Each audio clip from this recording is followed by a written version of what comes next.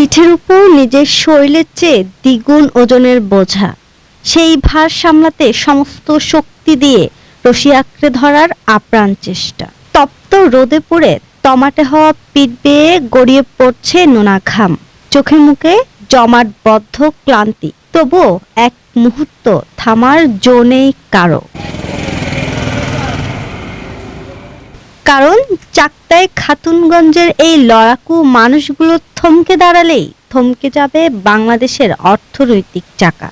জুটবে না টেকনাফ থেকে তেঁতুলিয়ায় কোটি মানুষের পাতে ইফতারের রসদ। বিশ্ববাজার থেকে আসা শত শত কোটি টাকার পণ্য এই চাকতাই খাতুনগঞ্জ থেকে ছড়িয়ে পড়ে ৫৬,০০০ বর্গ মাইলে। দেশের কয়েক কোটি মানুষের সেহরি আর ইফতারের হিসাব নির্ধারিত হয় এই সরু গলিগুলো থেকেই। কিন্তু রমজানের চাঁদ আকাশে ওঠার মাত্র কয়েক ঘন্টা বাকি, তার আগেই রহস্যময় থমথমে ভাব গ্রাস করে এই বাজারকে। আন্তর্জাতিক বাজারের দোহায় আর বৈশ্বিক সংকটের অজুহাত তুলে এক রাতেই বদলে যায় পণ্যের লেভেল। পাইকারি দামের এই বৃদ্ধির ঢেউ খুচরা বাজারেও আছড়ে পড়ছে দ্বিগুণ হয়ে, যেখানে বিভিন্ন অজুহাতে কেজিতে ২০ থেকে ৩০ টাকা বেশিতেই বিক্রি হচ্ছে নিত্যপণ্য, যার খেসারত দিতে হচ্ছে সাধারণ ভোক্তাকে। পেঁয়াজ আপনার ৫৫ টাকা, ৫৪, ৫২ এরকম বিভিন্ন দামে আছে আর কি।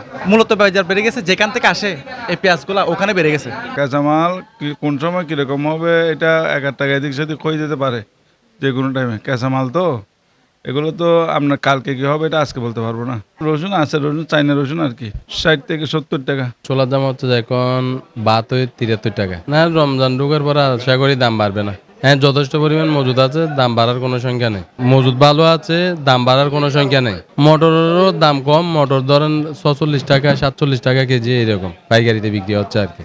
এখানে দাম তো সহনীয় অবস্থা আছে, সবকিছু সহনীয় অবস্থা আছে। সহনীয় অবস্থা রেখে আমরা বেচা বিক্রি করতেছি। গত বছর তুলনায় সবকিছু রেট কম আছে। চিনি গত বছর ছিল তো আপনার ১৫০ টাকা, এবছর তো বিক্রি হচ্ছে আপনার এখন ১০০ টাকা নিচে। যে ছোলা গত বছর বিক্রি হয়েছে ১০০ টাকা, সে ছোলা এখন বিক্রি হচ্ছে ৭০ টাকা ৭০ টাকা। খেসারি বিক্রি হয়েছে গত বছর ১১০ টাকা, সে খেসারি এখন বিক্রি হচ্ছে ৮০ টাকা। তো সবকিছু তো আপনার এই নিম্ন পর্যায়ে আছে। তবে পরিসংখ্যান বলছে এবার এলসি কিংবা আমদানি কোনোটিতেই ঘাটতি নেই। গুদামে গুদামে পণ্যের পাহাড় আর ট্রাকের দীর্ঘ সারি তার প্রমাণ। পেঁয়াজ যে আমি ইলেকশনের আগেও খুচরা বিক্রি করছি ৬০ টাকা, বর্তমানে ৬০ টাকার মধ্যে সীমিত আছে। আদৌ ১২০ টাকা বিক্রি করছি, এখনো সেম রেট, তবে রসুনটা একটু বাড়ছে আর কি। রসুন ইলেকশনের আগে বিক্রি করছিলাম ১৬০ টাকা, এখন বিক্রি করতেছে খুচরা ১৮০, পাইকারি চলতেছে ১৭০, ৭২ এরকম। পেঁয়াজ তেমন একটা বাড়বে না রমজান, যেহেতু আমাদের দেশে পর্যাপ্ত পরিমাণ পেঁয়াজ আছে। এটা যদি কেউ সিন্ডিকেট করে রাখে তাহলে হয়তো বা বাড়তে পারে। একদিকে পৃথিবীর অন্যান্য মুসলিম দেশগুলোতে যখন ব্যবসায়ীরা সোয়াবের আশায় পণ্যের দাম কমিয়ে দেয়, আমাদের এখানে তখন চলে মজুতদারির উৎসব। শুধু তাই নয়, কাঁচা বাজারও দেখা গেছে মিশ্র প্রতিক্রিয়া। একদিনের ব্যবধানে কাঁচামরিচ যখন ১০০ থেকে ১৮০ ও ২৫০ টাকায় লাফ দেয়, কিংবা লেবুর হালি যখন চালের দামকে ছাড়িয়ে যায়, তখন সাধারণ মানুষের মনে প্রশ্ন জাগে, এটি কি আসলেই বৈশ্বিক প্রভাব নাকি পুরোটাই সিন্ডিকেট? বর্ষাকালে এই লেবুগুলা চলে যায় ডজন ৫০-৬০, এখন এগুলা চলতেছে ২৪০, ২২০ ওইরকম। অন্যান্য দেশের বাইরে যেটা আমরা দেখি যে রমজান আসলে মুসলিম কান্ট্রিগুলোতে স্পেশালি রমজান মাসে দাম কমে। আর আমাদের বাংলাদেশের যেটা চিরাচরিত প্রথা, রমজান আসলে প্রত্যেকটা জিনিসের দাম ১০ টাকা হলেও বাড়বে। আজকে সর্বনিম্ন পেঁয়াজের কেজি আমি দেখলাম যে ৫৫ টাকা আছে, আবার ৭০ টাকা পর্যন্ত আছে। সুতরাং আমরা স্বস্তিতে আছি এটা বলতে পারি না। আমাদের তো কম নিতেছে না, সিন্ডিকেট গড়িয়ে রাজি। কোটি কোটি টাকার এই আন্তর্জাতিক রাজনীতির সমীকরণের নিচে চাপা পড়ে আছে সেই সাধারণ মানুষের গল্প। সংযমের মাসে বাজারে গিয়ে যখন মধ্যবিত্তকে হিসাব মেলাতে হয়, আজকে ইফতারে একটু ফল রাখা বিলাসিতা হয়ে যাবে, তখন যেন এক ধরনের নিষ্ঠুরতার রূপ নেয়। নির্বাচনের আগের দিন নিচে আমরা ৮০ টাকা করে, এখন সেই মরিচ ১৮০ টাকা, ২০০ টাকা করে। কিরা বলে, ফল বলে, এগুলোর দাম ৩ গুণ নিত্যপণ্যের মধ্যে। যেমন সিরা, এগুলো প্রতি কেজি ২০ টাকা করে বাড়াই ফেলছে। ছোলা প্রতি কেজি ২০ টাকা, ১০ টাকা, ১৮ টাকা, এরকম করে বাড়িয়ে ফেলছে।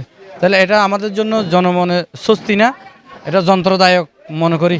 কিভাবে খামু, দুর্মূল্য বাজার বাড়িয়ে গেছে, সরকার আইসে, সরকারের বহন লাগবে তো, মাল আইয়ে 3 গাড়ি, আইয়ে 6 গাড়ি কিন্তু বুঝলে কাস্টমারের চাহিদা বেশি, আমদানি কম, রপ্তানি বেশি। একদিকে শ্রমিকের ঘাম, অন্যদিকে সাধারণ মানুষের দীর্ঘশ্বাস। রমজান আসে ত্যাগের বার্তা নিয়ে, কিন্তু গোরখধাঁধায় সাধারণ মানুষের শান্তি কি আদৌ জুটবে, নাকি বিশ্বের নাম ভাঙিয়ে এভাবেই চলতে থাকবে সাধারণ মানুষের সাথে এক অসম লড়াই? নুরাফরিন পপি, 24 টিভি, চট্টগ্রাম।